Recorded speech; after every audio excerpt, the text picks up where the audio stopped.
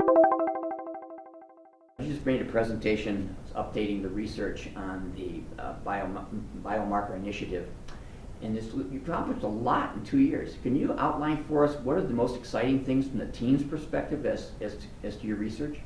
Certainly. We've made advances in two very different fronts this year, and one of them is a very important milestone because for the longest time people in the field hypothesized that there was one ganglion cell type that would be somehow more vulnerable to intraocular pressure than the rest.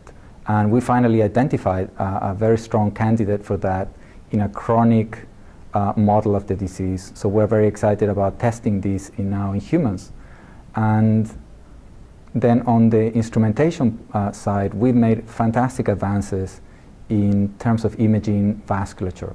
So now we have at least 3 different imaging modalities to visualize the vasculature with unprecedented detail, and also we can now not only see individual capillaries and even individual blood cells without the need for any exogenous dye, but we can also quantify the oxygen being carried in those cells with exquisite detail.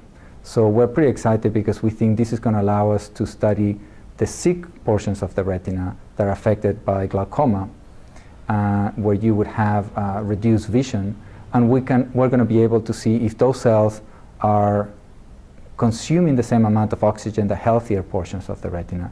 And that potentially could be a non-invasive, very easy to evaluate biomarker, and we're hoping to develop this to the stage that we can use in humans later in the year.